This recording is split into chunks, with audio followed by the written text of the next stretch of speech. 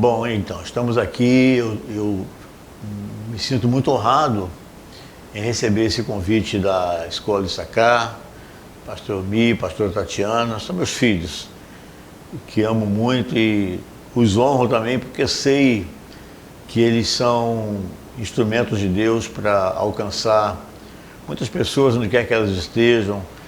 E eu os tenho chamado de apóstolos, e é assim que eu os vejo, por causa do tipo de missão que Deus colocou em suas mãos, com relação à abrangência do ministério, que está muito mais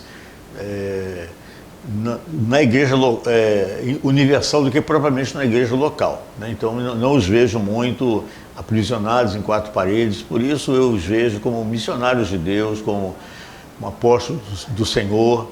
E eu quero abençoar você que está aqui. A gente vai falar de um tema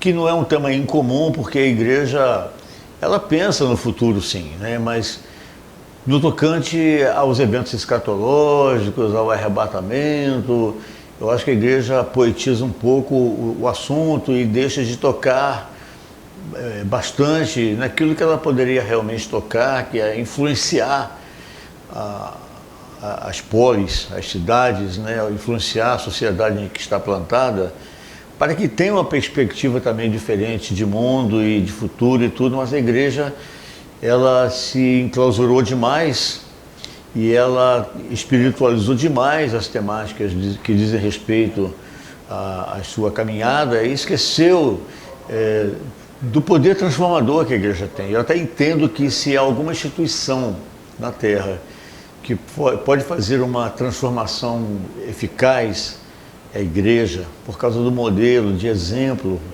dos valores, dos princípios, da ética que a igreja tem.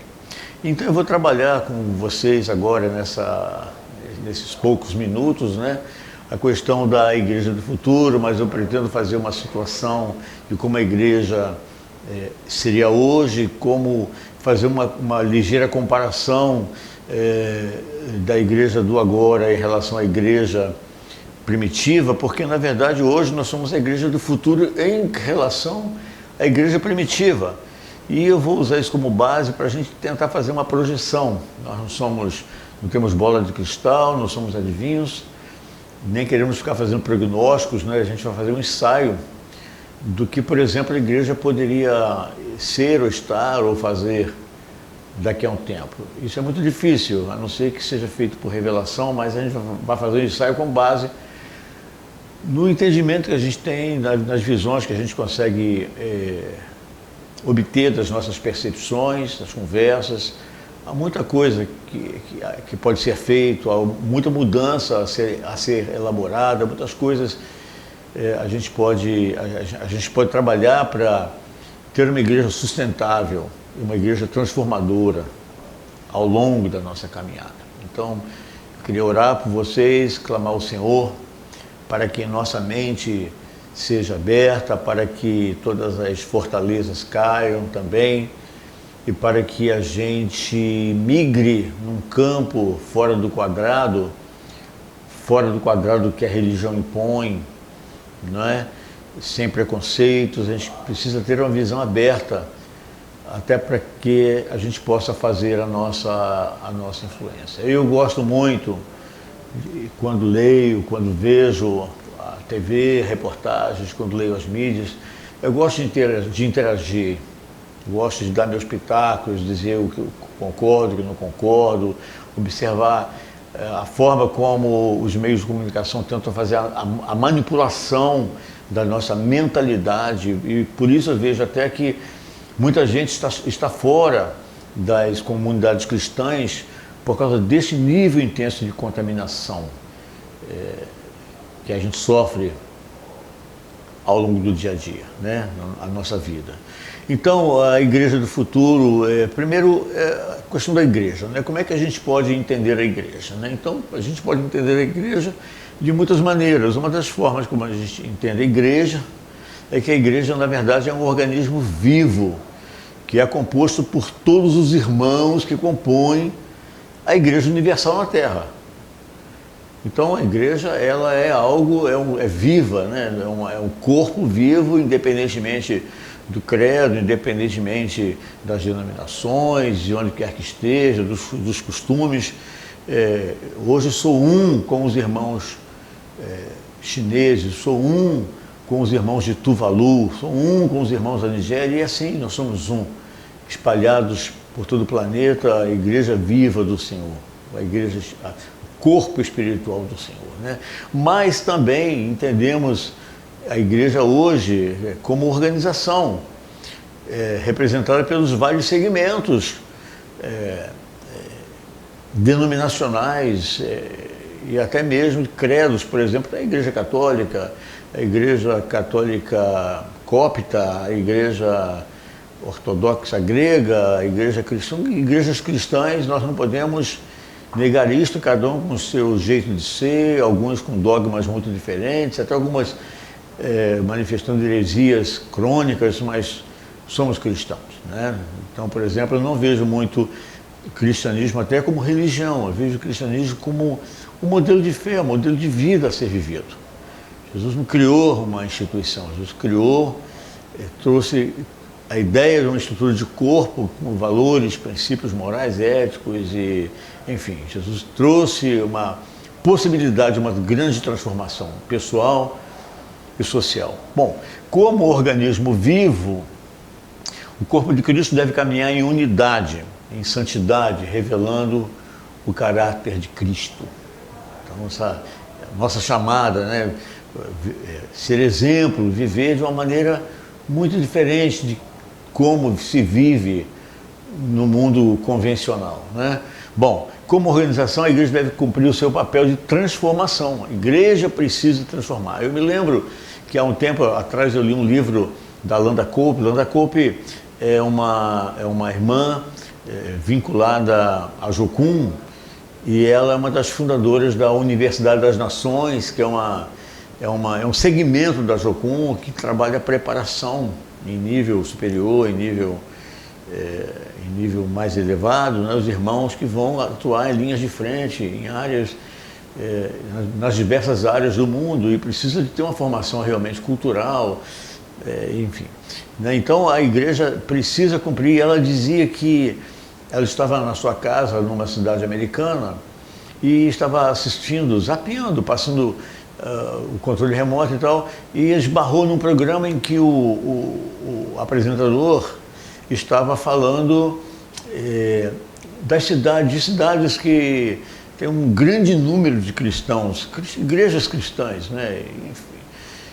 Mas o que veio assim em cotejo aquilo que ele colocou de uma igreja cristã próspera, grande, numerosa naquela cidade, mas por outro lado havia também naquela cidade um alto índice de delinquência, né? Quando eu falo delinquência, é toda a sorte, crimes, narcotráfico, violência, corrupção, algo muito parecido com o que a gente vê no Brasil, que é um país que está numa ordem de 30% a 40% de cristãos evangélicos, mas o que se constatava naquele programa é que a igreja cristã, apesar de numerosa naquela cidade, não fazia a transformação, não influenciava. Isso é muito ruim. E quando eu olho para a nossa realidade, eu, por exemplo, vivo numa região metropolitana que tem um elevado número de cristãos, mas, em compensação, é uma região metropolitana com muitos problemas sociais, miséria, violência, gravidez precoce, narcotráfico e etc. A igreja precisa, como organização, atuar nesse papel transformador, no âmbito pessoal, na influência social, como um agente de uma ética alinhada com os princípios trazidos pelo Senhor através do seu Evangelho, princípios morais exemplares.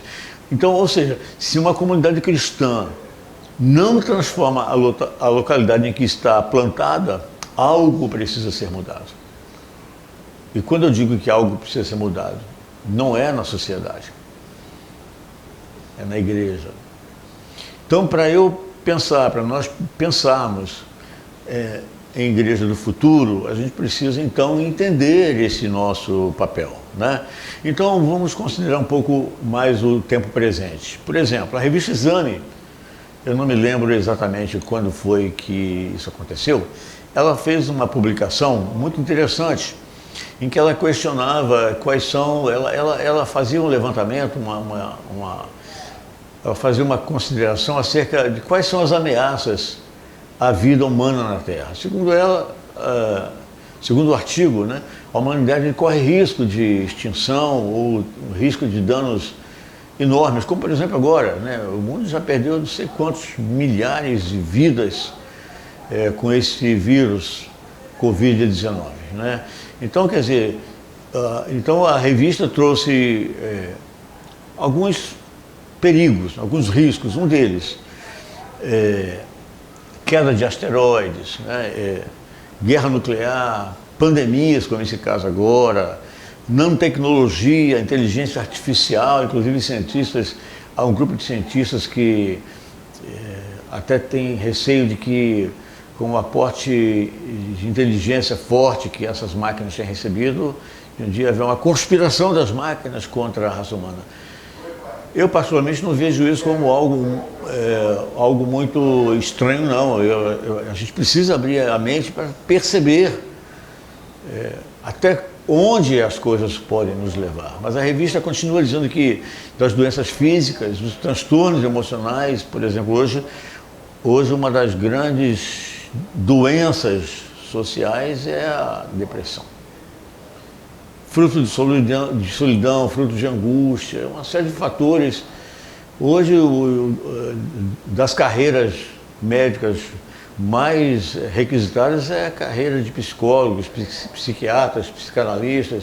Hoje, os consultórios não estão dando conta das filas de espera que estão se formando, por causa dessas doenças, né, muito mais emocionais. É claro que, como nós somatizamos demais, as doenças emocionais vão se tornando doenças físicas. Aí você vê câncer e doenças do sistema respiratório, doenças digestivas, doenças de pele, herpes, tantas outras que são decorrentes de doenças emocionais instaladas, e cada vez mais a sociedade vai ficando assim, adoecidas. E voltando à revista ainda, risco de autoaniquilamento da humanidade. Então, eu falo isso e até entendo porque recentemente eu li um artigo de um cientista, um observador, de que há uma tendência natural das raças animais, as raças seres vivos, humanos e animais, se autoaniquilarem. Então, e a pergunta que ele fazia era quando isso vai acontecer, não é se isto vai acontecer, né? É claro que a gente, de certa maneira, já vê mesmo. Brasil, ano passado, parece 65 mil homicídios, né? Então, se você pensa direitinho, 65 mil homicídios, 65 mil pessoas carregando a culpa, presas no sistema prisional, e mortes por terrorismo, mortes por... Enfim, a sociedade está se destruindo, a humanidade está se destruindo. Eu trabalhei um pouco essa ideia das ameaças e fiz as minhas considerações do que ameaça. Quando eu falo isso, queridos, eu queria que você entendesse que não é uma abordagem meramente sociológica, científica, não é meramente uma encheção de linguiça. Nós precisamos entender o nosso ambiente. Nós precisamos entender qual é o nosso cenário. E não só isso. Precisamos conhecer a nós mesmos. O pastor Elmir e a pastora Tatiana têm falado muito sobre a questão da identidade.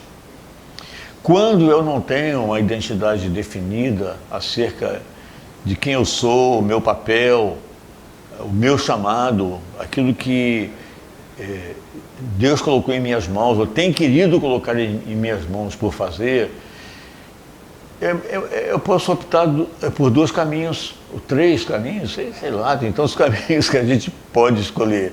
Um deles é não fazer nada. Um deles é ser omisso, ser um cristão passivo. Hoje as comunidades cristãs estão repletas de cristãos omissos, passivos, extremamente religiosos, que vivem muito mais em função do rito, não entendendo que a vida cristã, rito é parte mínima da vida cristã. Todo o resto da vida cristã é vivida fora do rito, fora do culto. Muitos de nós minimiza a vida cristã a um culto dominical. Muitos de nós entrega o seu crescimento, o nosso crescimento espiritual nas mãos de um líder, de um pregador, de um profeta.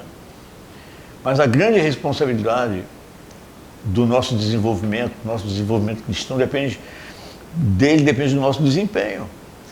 Então, se eu entrego na mão de um homem e num período curto de 1h30, 2 horas por semana, para que o meu desenvolvimento seja definido, eu estou perdendo uma grande oportunidade de conhecer melhor o Senhor. Então, preciso ter práticas, uma vida diária com o Senhor, observando as coisas do ponto de vista de Deus também, e não apenas do ponto de vista de um canal de televisão. Então eu gosto de pensar as coisas, porque como igreja nós precisamos entender que é nosso papel assumir a responsabilidade e dizer, eu quero fazer a diferença agora e no futuro. Então essa chamada da reflexão sobre a igreja do tempo, a igreja do futuro, a igreja dos dias de amanhã, é para que a gente tente sair desse marasmo, dessa omissão. Nós não podemos continuar como coadjuvantes ou como ponta nesse filme da vida, como figurantes. O protagonismo, né? Deus tem nos chamado para fazer um protagonismo na vida social. Jesus foi protagonista. Que palavra difícil. Jesus foi protagonista no seu tempo. Paulo foi também no seu tempo. E quantos outros, né, os grandes homens de Deus, Martinho Lutero, eles foram conhecidos porque assumiram o papel, a responsabilidade de fazer a diferença no seu tempo. E muitos deles deixaram uma marca que até hoje nos alcança e nos transforma e mexe conosco, e influencia nas nossas posições. Quando eu leio essa matéria da revista Exame, eu pensei, eu fui pensar, tentar me aprofundar. Eu listei alguns pontos que eu acho que trazem também riscos para a vida humana na Terra. Por exemplo, um novo mapa familiar. A onda que temos visto hoje de novos modelos familiares, uma criança com 2 homens como pai, ou criança com 2 mulheres como mãe, isso coloca em risco toda a cadeia de desenvolvimento natural das famílias. Isso pode levar a um dia modelo de geração de vidas in vitro por laboratórios, maneiras artificiais. Famílias disfuncionais geram filhos disfuncionais, trazem doenças emocionais, e doenças emocionais levam homens ao suicídio, ao homicídio, às drogas, enfim. Esse novo mapa familiar, as famílias estranhas ao modelo original, é um risco enorme ao modelo social que poderá ser vivido daqui a algum tempo. Esse é um problema nosso. Temos que pensar. Não é como conter isto, mas como levar uma resposta. Como oferecer uma alternativa. Muitas vezes a gente pode até achar que não vai fazer a mudança, mas a gente pode oferecer alternativas. Um outro ponto, guerras, como a Exame fala de guerra nuclear, eu já mudo um pouco, eu já não acho mais que o mundo poderá ser destruído por uma bomba atômica, uma bomba nuclear dessa qualquer. Mas eu já penso, à base até do que temos visto agora do coronavírus. Não quero dizer que a China fez isso de propósito, mas muitas mentalidades perversas já têm percebido que a guerra pode ser menos nuclear, mais química, mais bacteriológica. Alguém que descobre uma bactéria, eu não entendo muito essa questão de alguns filmes, de zumbis, etc., mas a gente começa a entender que estamos caminhando para uma coisa muito parecida. E eu até penso que está reservado para o futuro o retorno aos guetos, guetos de miseráveis, cidades com cúpulas fechadas, com ambientes extremamente limpos para os ricos. A gente precisa olhar um pouco o que os filmes futuristas nos trazem. Nem sempre é o diabo quem traz, quem faz uso desses homens. Muitas vezes Deus usa essas mentes para nos enviar recados e temos que prestar atenção como igreja para exercer o nosso papel de uma maneira correta. A crise alimentar, porque a gente vê, por exemplo, já se diz que a água potável da terra está condenada também ao esgotamento. E a produção de alimentos até então precisa de água. Então, a crise alimentar, acidentes naturais, aquecimento global, a gente sabe, a gente está vendo cada vez mais. Não é porque estamos repletos de canais de informação, notícia chega mais rápido, não.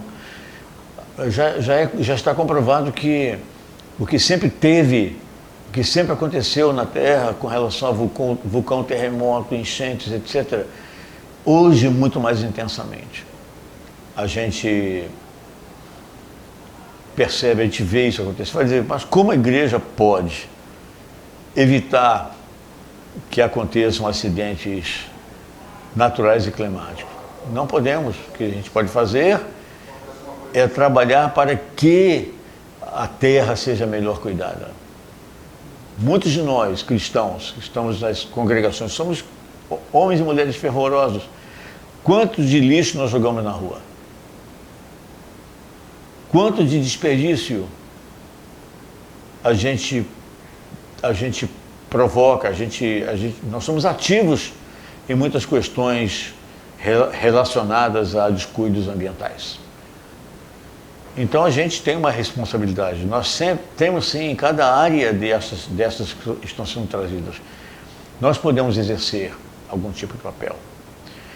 Eu concordo com a revista que há um risco de que pela inteligência artificial a gente tenha perigos no futuro, governos irresponsáveis, eu não falo de governos de esquerda, de direita, a questão não é ideológica, a questão é como o governante ele olha o bem público, a sociedade, as cidades, e a gente pode até achar que pode não transformar esses homens, mas nós podemos ser esses homens e essas mulheres que vão estar liderando processos nacionais, processos nos estados, nos municípios, trazendo políticas ajustadas, políticas boas, olhando a sociedade como pais que têm que cuidar de filhos, que precisam de pessoas que olhem por si. É nosso papel. Fundamentalismo, terrorismo, a gente já tem visto isso. Hoje muito menos porque o coronavírus conteve um pouco isso, ou ao menos as informações não têm chegado tanto até nós, mas ainda há o risco de terrorismo, de fundamentalismo. E quando eu falo fundamentalismo, não é só o fundamentalismo islâmico. Não sei se você sabe, eu me converti em 78, mas lá pelos anos 79, 80, eu não me lembro exatamente. quando foi isso, mas houve um cidadão americano, Jim Jones. Jim Jones, ele era um pastor de uma igreja norte-americana, e um homem mal intencionado, ele manipulava os recursos de muitos idosos, as pensões que recebiam do Estado, ele tomava esse controle para si desse dinheiro e manipulava essas pessoas, até que a Receita Federal Americana o descobriu e ele teve que fugir do país. E anos depois, esse homem, na Guiana, ele começou tudo de novo e tinha lá uma comunidade de cerca de 1000 pessoas enfiada no meio da selva, numa daquelas cidades da Guiana. Só que ele havia feito, a base da experiência que ele teve nos Estados Unidos, então ele adotou uma espécie de pacto, suicídio coletivo, caso aquela sociedade, aquela comunidade cristã fosse ameaçada. Comunidade cristã. Então, o fundamentalismo, ele não está ligado apenas a religiões outras, como o islamismo, mas nós corremos esse risco por causa do fundamentalismo, né? Do exagero, da fé cega, uma fé mal experimentada, mal vivida, né? E esse homem, quando foi descoberto pelas autoridades da Guiana, então ele deu o sinal que havia sido acordado entre eles na comunidade para tomarem o veneno, o suco. Esse suco estava envenenado e aquela comunidade perdeu, naquele período, cerca de 1000 pessoas. A grande maioria morreu no próprio local, e quem fugiu para a selva porque não queria participar daquilo, morreu na selva. Perdido e morreu ferido, picado por serpentes. 1000 pessoas morreram naquele ato fundamentalista de uma igreja evangélica entregue nas mãos de um homem perverso, um homem muito mal intencionado. Então, como é que nós queremos ser no futuro? Então, o que vai responder isto é como eu acho que sou, como eu devo me tornar à luz à base da minha própria relação com o Senhor, ou como eu quero me tornar à base da minha própria participação social. Quero continuar omisso, passivo, ou eu entendo que eu preciso exercer um papel transformador, porque estou indignado com o exercício do nosso papel hoje. Um dia desse, eu participo de grupos de WhatsApp, e inclusive grupos de cristãos. Um desses dias, essa semana passada, uma das pessoas no grupo postou um vídeo que falava, inclusive, da inteligência artificial, falava de criptomoeda, falava dos caminhos do mundo em direção a alguma coisa muito perigosa. E aquilo foi postado no grupo, sei lá, de 30 pessoas, pastores, líderes, pessoas que têm o conhecimento do Senhor. E quando eu vi aquele vídeo me impactou.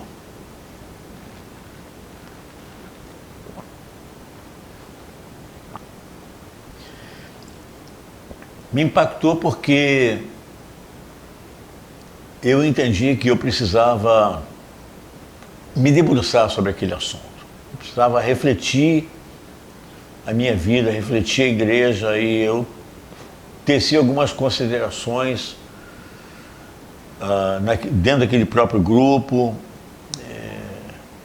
dizendo que a igreja precisa deixar de ser passageira neste mundo em mutação, porque é assim que nós somos passageiros. Ainda que sejamos crentes, muitos de nós querem algo do tipo carnaval, Natal, festas, cultos como terapia a nosso próprio favor, mas a fé cristã é muito mais do que isso. E eu fiz um arrazoado em minhas considerações e disse naquele grupo que a gente precisava deixar de ser passivos. E precisamos entender o nível de atividade que o Senhor espera de nós. Eu botei no grupo, enfim. Nem o vídeo, nem a mensagem anterior, o post que me instigou, nem aquilo instigou mais alguém. E nem a minha provocação trouxe também algum tipo de resposta. E aí, então, eu fiz um post para o líder, fiz uma mensagem no privado para a pessoa que postou aquele vídeo e é o líder daquele grupo. E fiz uma nova consideração. Ao que ele me respondeu que eu precisava me sentir como ele, quer dizer, que ele posta coisas que não mexem com a intelectualidade, não mexem com os brios, não mexem com a iniciativa das pessoas. Então ele se declarou como uma pessoa entristecida porque tem entendido que aquele grupo de pessoas que são lideradas por ele são pessoas passivas. Isso é uma covardia que nós fazemos. Conosco mesmo, primeiro porque muitas de nós entendem que a nossa vida cristã está na mão de um líder e não está na mão de um líder. E outra, que a sociedade pode ser transformada por qualquer pessoa, desde que essa pessoa não seja eu. E a pergunta é, Deus concorda com isto? Com essa visão que nós temos acerca da forma como devemos entregar o nosso desempenho espiritual, o nosso desenvolvimento? Deus concorda com que nós entregamos a responsabilidade do mundo a qualquer outra coisa, a qualquer outra pessoa? Ou isso efetivamente deve ser assumido por nós? Ok? Então vamos agora, eu estou fazendo uma caminhada dentro dessa, porque eu quero pensar no futuro, né? Mas eu preciso fechar essas considerações do tempo presente. Eu queria colocar algumas características que eu vejo assim na igreja brasileira, né? Por exemplo, dentro das igrejas, né? Muitas comunidades cristãs vivem como uma bolha, um lugar temporário de refúgio, lugar para recarga de energias. É como se nós, ao domingo à noite, fugíssemos do mundo, do mundão, do mundo pessoal particular, para entrar num lugarzinho ali de aconchego, como se aquilo fosse o máximo, e aí na segunda-feira a gente acorda, o mundo real é diferente e a gente precisa responder aquilo. Outra, nossas reuniões são mais voltadas para nós mesmos. Eu vejo cânticos de louvor a Deus, quando na verdade são muitos deles cânticos que trazem uma motivação interior, uma coisa mais, eu diria assim, né, um termo meio que forçado, né, cânticos de autoajuda, que enfatizam nossas carências, nossas demandas pessoais, quando, para quem deveria ser o cântico? Para quem deveria ser a nossa dedicação? Para louvor, para a honra, para a glória do nosso Deus. As mensagens que ouvimos são baseadas na promoção de entusiasmo, promessas de bênção, prosperidade, como se a palavra de Deus nos garantisse imunidade plena contra qualquer ameaça. E não foi assim. Jesus não nos prometeu isso. É claro que a Bíblia nos garante vitórias em muitas coisas. Há uma Canaã preparada para nós, mas preste bem atenção, porque a Canaã dos hebreus foi precedida por um deserto.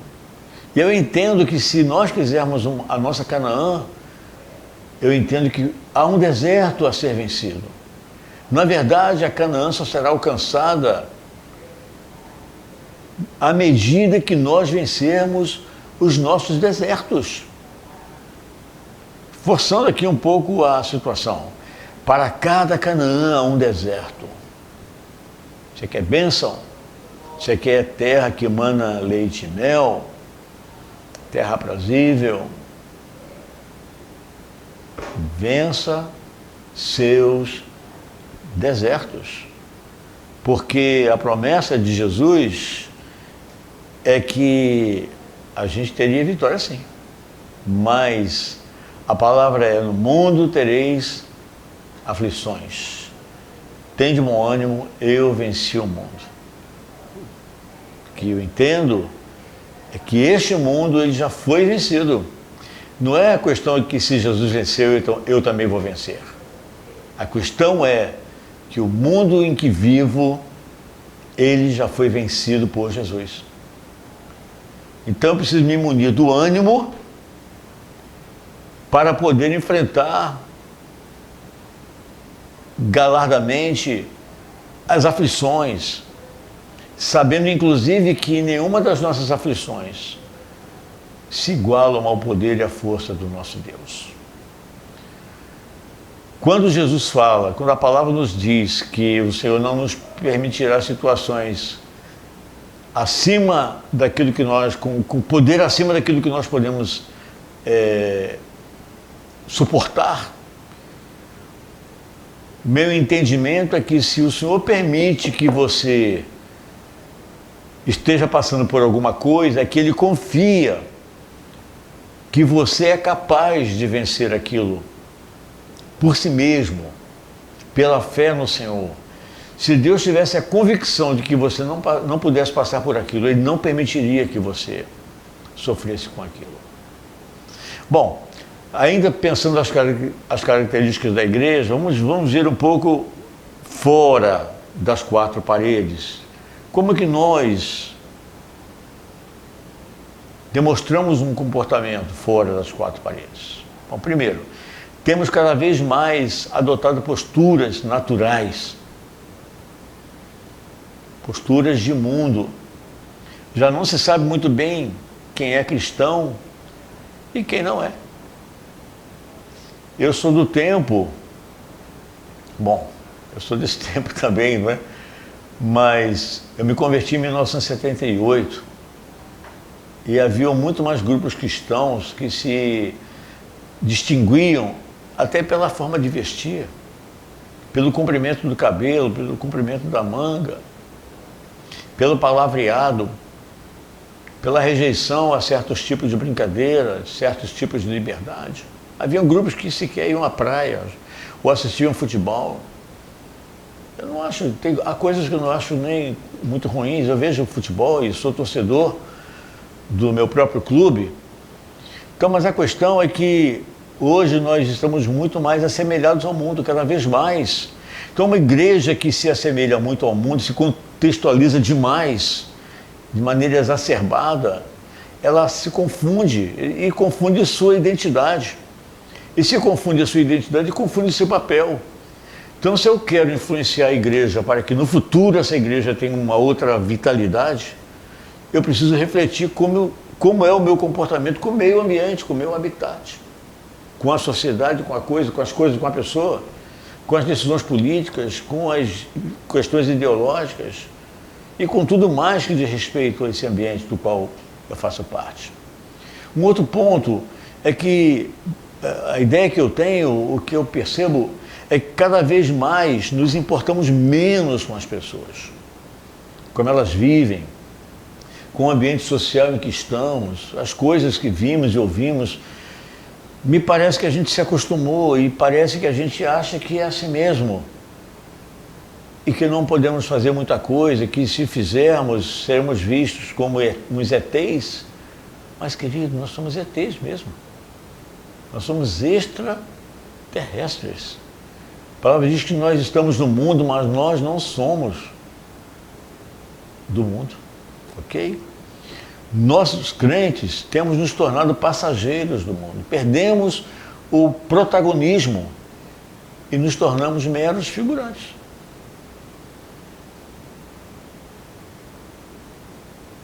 Este é um retrato. Quer dizer, existem coisas boas? Sim, muitas coisas boas, fatores positivos e que nós temos que considerar. Por exemplo, há comunidades cristãs para todas as tribos. Hoje nós temos igrejas para tatuados, para pessoas com piercing, para surfistas, e há agrupamentos cristãos para todos os gostos. Isso é muito bom.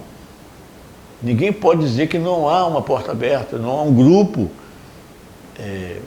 no qual possa se sentir à vontade, possa se sentir em casa, possa ter o senso de pertencimento. Temos grupos cristãos para toda sorte de demanda social, para todo tipo de pessoa. Há profetas e mestres para todos os temas, desde os temas extremamente edificantes até as heresias mais bizarras. Por isso que é bom observar todas as coisas, reitero que é bom. Mas existe uma fartura de conhecimento, seja no dia a dia, na vida relacional, seja nas redes sociais, nas mídias sociais. A gente encontra conhecimento farto. Precisamos discernir aquilo que é bom, que nos edifica, que nos conduz à vida, ao conhecimento do Senhor, e o que não. Mas existe fartura de conhecimento ruim, mas muito conhecimento bom.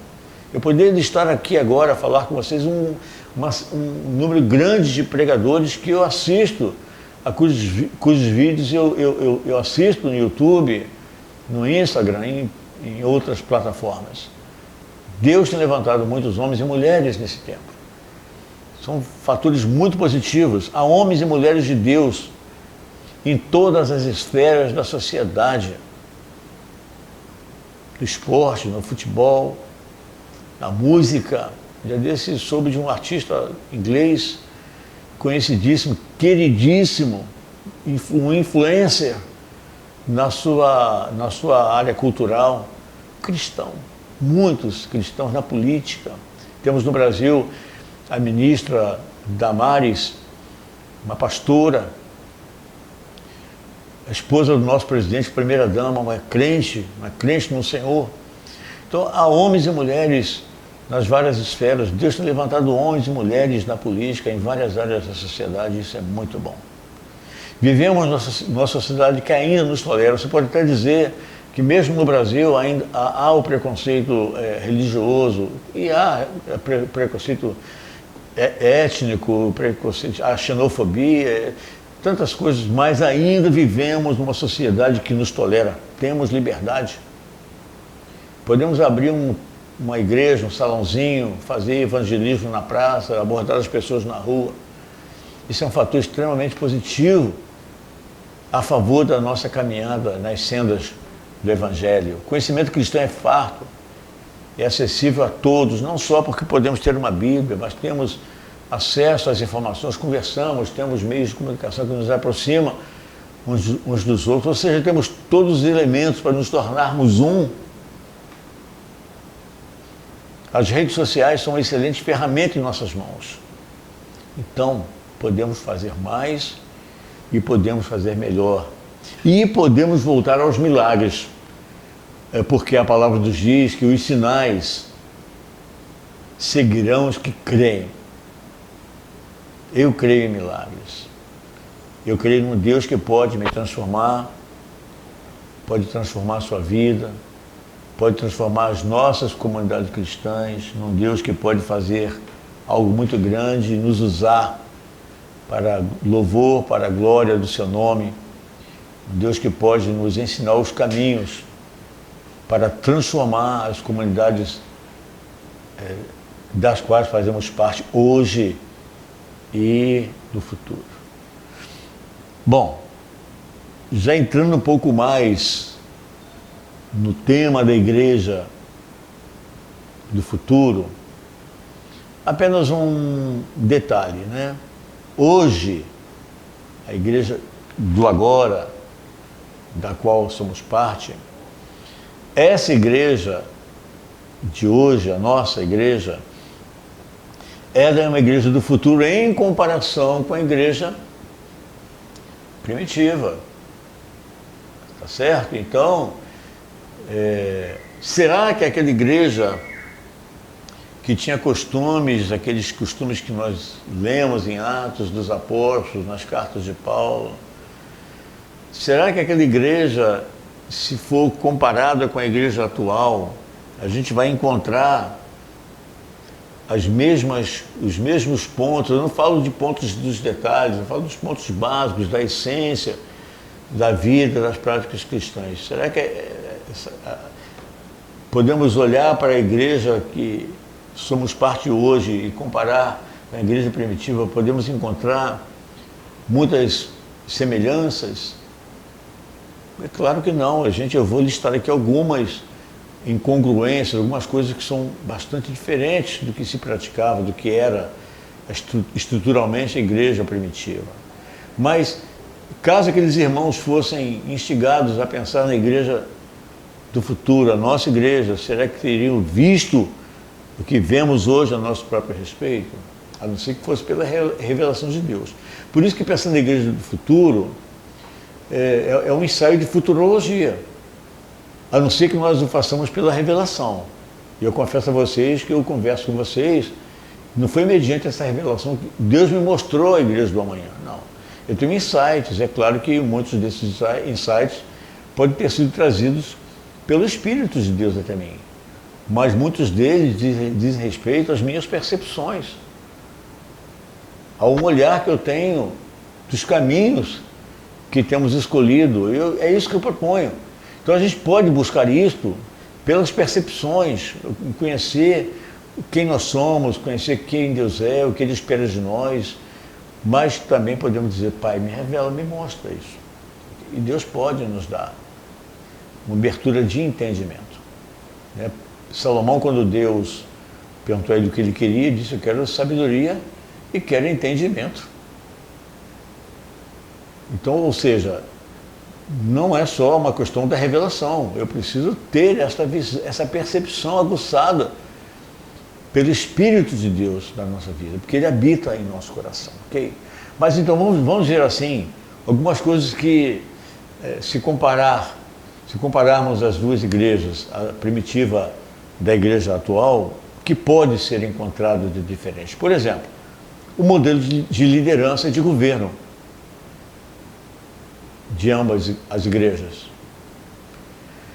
A gestão das economias, por exemplo, a igreja primitiva, lemos em Atos que não havia necessidade alguma na igreja primitiva. Como você acha que está hoje?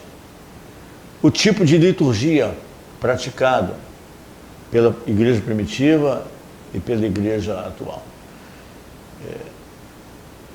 A prática da misericórdia naquela igreja e no agora. A questão dos locais de encontro, mas eles iam no templo, na sinagoga, sim. Mas não era uma regra, ok? O tipo de agrupamento, a igreja era muito mais organismo vivo e quase nada de organização. Hoje a igreja, bem, você pensa a respeito disso. Eu vou voltar nisso daqui a pouco. O modelo de entrega pessoal, dedicação, práticas da igreja primitiva, por exemplo, a cultura do martírio estava muito arraigada na igreja primitiva. Hoje a teologia da prosperidade quase que bane da nossa prática cristã a possibilidade de sermos martirizados. É como se Deus nos protegesse de todo e qualquer, e estivéssemos acima do bem e do mal. Há um tempo atrás, décadas de 90, por aí assim, se um crente estava doente, o agrupamento cristão já dizia que estava em pecado.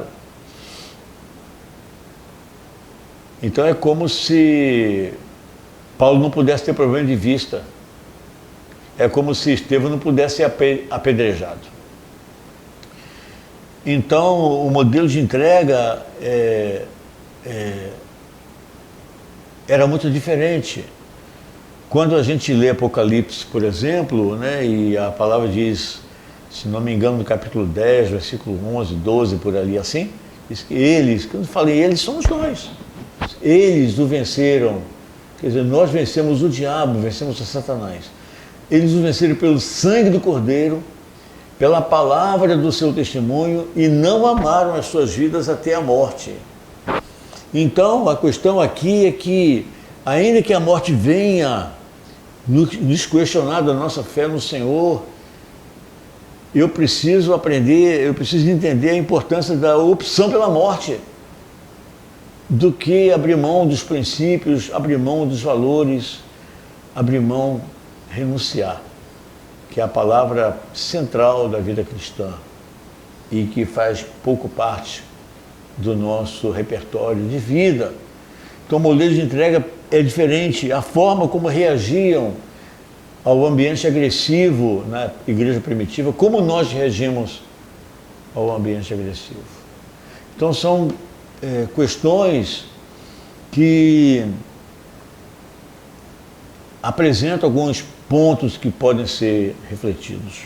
Trocando em miúdos, a liderança cristã atual, ela é piramidal, pastor-presidente, ministérios, dons, mas também temos cargos organizacionais, funções organizacionais.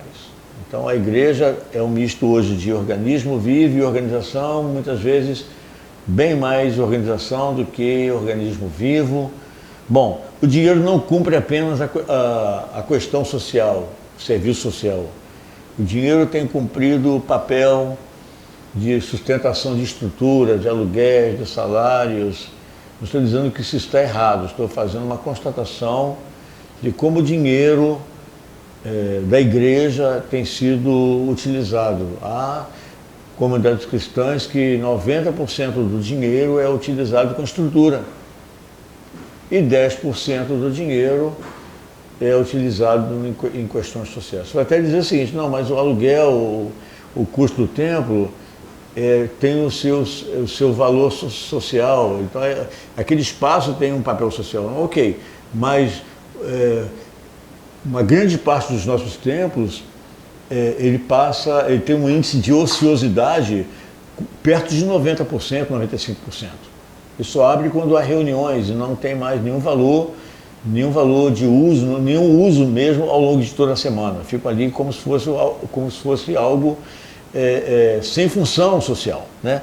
Outra coisa é a questão da liturgia. Ela é programada e ela inibe a liberdade do espírito e admite a participação passiva dos crentes. Aí eu já vou para o culto, que o nome não é nem culto, é reunião, é encontro, qualquer outro nome, e eu vou para o encontro, eu vou para a reunião, sabendo que aquilo vai começar às 7h30, aí tem o louvor, tem os anúncios, a oferta, a pregação, o apelo e acabamos, né? Então não existe a liberdade no espírito, ela é limitada a uma liturgia programada, previsível, né? Eu estou dizendo agora da igreja de agora, em que a prática da misericórdia também é parcial. Há muitos necessitados num ambiente que há muitos ricos.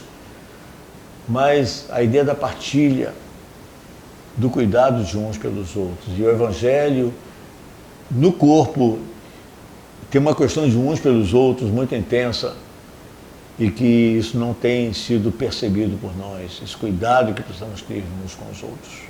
Os templos são o modelo cultural, o ponto de encontro da igreja, das organizações sociais modernas. Somos mais organização do que organismo, o que inibe também a unidade entre nós. O modelo de entrega, dedicação e prática das pessoas revelam uma conversão pela metade. Paulo chama de pendor da carne. E ele é muito acentuado na vida prática, na nossa vida prática. Bom, a questão, quando se pensa na igreja do futuro, é que a gente precisa, então, fazer uma autocrítica. Aquilo que é bom, aquilo que tem sido experiência boa, que nos caracteriza como nossas forças, nossas virtudes. Nós temos um aprendizado, nós temos uma ética aprendida. temos valores excelentes que foram trazidos não só pela palavra, mas também pelas pessoas que nos trouxeram até o conhecimento de Deus. Existe muita virtude em nós, existe muito valor em nós. Existem instrumentos à nossa mão, à nossa volta, como as redes sociais, vamos dizer assim, são as nossas praças hoje. Já fiz muito evangelismo nas pracinhas, nos parques. Hoje a minha pracinha é o Facebook, é meu WhatsApp, é o Instagram. São as minhas pracinhas, é ali que eu digo minha caixinha de som, e é ali que eu falo do Senhor, é ali que eu me contraponho a uma ideia errada, a uma ideia distorcida. É ali que eu faço uso para poder dizer quem sou, dizer quem o Senhor é. É ali que eu aproveito para revelar a verdade. Jesus é a verdade. Então hoje nós temos um enxoval de virtudes, de instrumentos, de ferramentas ao nosso dispor. E eu falo isso independentemente de coisas que fazem parte da nossa relação com Deus, que é a vida no Espírito, o poder que Deus tem de nos trazer revelações, os sonhos de Deus para nós e a relação com o Espírito Santo que habita em nós, o fruto do Espírito. Existe um corpo de ferramentas, de instrumentos que, como se fôssemos tornados superpoderosos num mundo que precisa de nós. Então existe muito a ser feito. A questão é, queremos e o quanto nós queremos fazer, o quanto nós queremos ser usados pelo Senhor. Não podemos cair na mesma situação que caíram vários. Por exemplo, Gideão fez de tudo para Deus preferir uma outra pessoa. Ele se autodesqualificou, disse: eu sou menor, a minha casa é menor. Ele até desqualificou o pai dele, a casa dele, os ascendentes dele. Ele não apenas se menosprezou. Moisés foi outro que tentou escapulir das mãos do Senhor. Disse: Senhor, eu sou casca dura. Eu não sou essa pessoa, manda outro. Manda Arão. Jeremias também coloca lá uma questão pessoal. Há um profeta, um dos profetas que nós chamamos de profetas menores, disse: Senhor, eu sou um boiadeiro, um boieiro. Cada um dos homens que foram chamados por Deus, essa virtude não é sua só não. Todos. Jonas, que tinha um chamado doido. Nínive era uma cidade guerreira, tinha inimizade crônica contra Israel, e Jonas sabia disso. Por que Jonas fugiu de ir para Nínive? Porque ele sabia, ele tinha uma convicção que ao pisar lá seria morto por eles. Ele fugiu para outro canto, ao ponto de Deus levantar um peixe enorme lá. Não sei nem que peixe é aquele enorme. Alguns acham até que Jonas foi despachado diretamente em Nínive. Não tem mar em Nínive, a baleia largou Jonas no local de onde ele fugiu. Por isso que a palavra diz: lembra-te de onde caíste. Tem que voltar para o ponto de partida e ter a coragem de fazer o caminho até Nínive por conta própria, por uma escolha, porque você contrapor a um mundo estranho. Deus não vai colocar uma coleira em você, Deus não vai te arrastar até a missão que Ele tem para você. Deus não vai fazer isso conosco, Deus não faz isso com ninguém, Deus nos deu livre-arbítrio. Então compete a nós, primeiro, entender quem somos em Deus. quem somos e o que temos como resultado desta relação com o Senhor, que está em nossas mãos. Segundo, compreender o mundo à nossa volta, que precisa de alguém, de Deus, que pode ser eu, pode ser você. Entender isto. E entender que, ainda que eu não consiga, Ele pode, através de mim, me ferramentalizando, me orientando, me instruindo, me guiando pelo Espírito. Os que vieram antes de nós. Você pensa que foi fácil para Martinho Lutero? Você pensa que foi fácil para Otmani, um crente na China, um regime comunista? Você pensa que foi fácil para os homens de Deus dos tempos bíblicos e os que vieram depois? Não é fácil. Como não é fácil viver nesse mundo perverso. E nós não podemos achar que é melhor abrir mão da missão e viver uma vida que nos oprime de uma outra maneira, de uma maneira cruel, corrompe nossa alma, nos tira a esperança, a expectativa, faz de nós passageiros, dependentes desse sistema perverso. Então a liberdade com Deus, os caminhos com o Senhor, nos trarão certamente frutos muito mais excelentes e influenciarão a sociedade de uma maneira muito mais eficaz do que o que temos visto na sociedade perdida.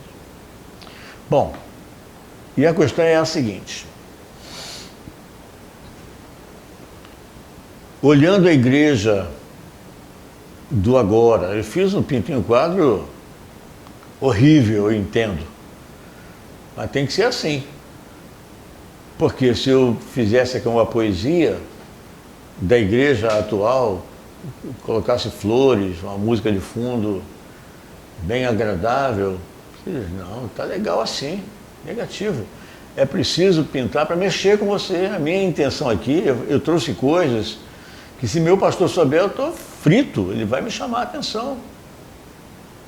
Mas o meu papel é instigar, é mexer com os brios e nos levar a uma reflexão acerca de como eu posso interferir, como eu posso proceder processos de transformação.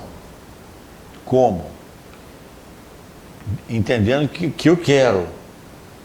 Então, se eu quero, agora é como? Bom, a questão é a seguinte: se não fizermos nada, isso eu aprendi na empresa onde eu trabalhei, se nós fizermos nada, a situação fica do mesmo jeito, eternamente, a situação piora ou a situação melhora. Então, se você acha que melhora, não faz nada. Se você está satisfeito com o que está aí, e se você acha que, se não fizer nada, vai melhorar, então você não faz nada. Porque se você não entender isto e fizer só porque estou instigando, você vai estragar, vai me atrapalhar. Vai atrapalhar o teu irmão, o teu pastor, o teu líder, a tua instituição. Precisa entender. E se há um problema, se eu não quero que esse problema vá para lá, eu preciso interferir. Então, se eu entendo que do jeito que está, ficar como está, piora, eu preciso interferir. Então, por exemplo, uma análise bem tosca. Se não fizermos nada, poderemos ter crentes cada vez mais fora das comunidades cristãs. Chamam esses crentes de desigrejados. Eu não entendo muito bem esse termo, porque eu não acho que uma pessoa deixa de estar na igreja se não estiver numa instituição, numa comunidade cristã. Eu estive fazendo um curso há um tempo atrás e havia uma mulher, uma católica, fazendo aquele curso conosco. Olha, aquela mulher, ela me mostrou muito mais crentes em Jesus do que muitos de nós. Porque a ideia que nós temos do católico é que é idolatra Maria, e faz sinal da cruz, e faz orações diferentes das que nós na igreja evangélica fazemos, mas olha, temos que tomar cuidado com os nossos preconceitos. Então, hoje o número de pessoas fora das comunidades cristãs é muito grande. Crentes. Tenho conversado com alguns crentes. Mas se não fizermos nada, teremos comunidades cada vez menores. E essas pessoas crentes cada vez mais fora das comunidades. Isso não é bom, porque há um lema atual, e temos dito isso e ouvido isso muito: juntos somos mais fortes. Um outro ponto, seremos uma comunidade frágil na fé, independente de homens, como somos hoje. Muitos, eu não sei o percentual, muitos, quanto tempo eu tenho ainda, pastor? Então, obrigado, eu tive que fazer... Tá ok. Mas então, vejam, muitos de nós não têm o percentual, como eu estava dizendo. Desculpa, eu tive que perguntar o horário porque estou sem o relógio e acabei me distraindo quanto ao tempo, mas então, se não fizermos nada, seremos uma comunidade frágil na fé, independente. Hoje, muita gente nas comunidades cristãs dependem do que fala o seu líder. A Bíblia que essa pessoa faz contato é a Bíblia que é falada pelo seu líder. Não tem prática cristã diária. Eu não falo de jejum, não falo de oração de 1 hora por dia, não falo de ler 3, 4, 5 capítulos por dia. Eu falo de ter prática diária, de exercício espiritual. Pensar no Senhor, repetir no Senhor, orar em todo tempo, enfim, meditar as coisas com a ótica de Deus, enfim, tem tanta prática espiritual que não é só jejum, oração e ler a palavra. Não estou anulando essas coisas, elas são extremamente práticas. Mas nós precisamos sair do quadrado. Outra, a organização vai se tornando cada vez mais forte e o organismo vivo se tornando cada vez mais fraco. Isso até porque a sociedade se torna cada vez mais egoísta. Então o jogo do poder é muito forte, inclusive dentro agora dos nossos grupos. Outro, seremos uma igreja formal, desconectada das necessidades da sociedade em que estamos plantados. Um agrupamento que olha só para dentro se torna um agrupamento alienado. Por isso a Landa Cope percebeu que localidades extremamente muito evangelizadas também eram comunidades extremamente violentas e perdidas, por causa da desconexão do ambiente interno em relação ao ambiente externo. Eu tenho dito que precisamos fazer a implosão. E quando eu falo em implosão, o que é? Eu preciso me intrometer, fazer a minha intromissão na sociedade, desconstruir os princípios errados e fazer uma nova construção com os princípios de Deus. Intromissão, intro é dentro. Missão é o nosso objetivo cristão. Então a intromissão é colocar a minha missão dentro daquela comunidade que precisa ser transformada. Isso não é fácil. Eu não preciso apenas perceber, conhecer a comunidade, saber os detalhes, saber onde, quais são as suas fraquezas, suas fortalezas, para poder fazer a intromissão correta e implodir aquela cultura e trazer o reino de Deus àquela comunidade. Perdemos a força da nossa identidade, se ficar como está, e nos afastaremos do chamado redentivo. Porque o nosso chamado é para salvar, redimir, fazer a redenção. O ide, né, de que tanto ouvimos, né? Ide por todo mundo e pregar o evangelho a toda criatura. Não seria esse o nosso papel? Bom, eu estou indo para o final. Talvez esse final, eu não vou trabalhar como será a igreja no futuro. Mas como poderemos agir nessa igreja do futuro? Como a igreja do futuro pode se manifestar? Se ela quiser obter a sua própria sustentabilidade e permanecer como igreja viva e forte. Amanhã. Vamos lá. Eu faço uma pergunta. Em um mundo de intensas e permanentes mutações, como a igreja poderia fazer para garantir a sua sustentabilidade e cumprir o seu papel transformador? São algumas respostas que eu poderia colocar aqui. Tem muitas mais, talvez. Mas a igreja precisa rever o modelo de discipulado mais eficaz. Eu não quero que você entenda que eu sou adepto ao modelo de G12, M12, igreja de 12, igreja sincera, nada disso. A questão é a seguinte, eu vou usar só isso como um exemplo. Jesus tinha 12. Então eu penso, pastores de 12 até o nível mais baixo da hierarquia cristã. Seja 12, 10, 5, 8, 7, não importa. Mas fica muito difícil você ter uma igreja de 1.000, de 2.000, de 3.000. O modelo de discipulado precisa ser eficaz. De tal maneira que o que pensa o presbitério, o que pensa a turma da cabeça, a forma de prática, a forma de percepção, a linguagem e tudo mais, seja a mesma, seja percebido da mesma forma, na mesma intensidade, nos níveis, vamos dizer assim, mais longínquos em relação ao topo da hierarquia cristã.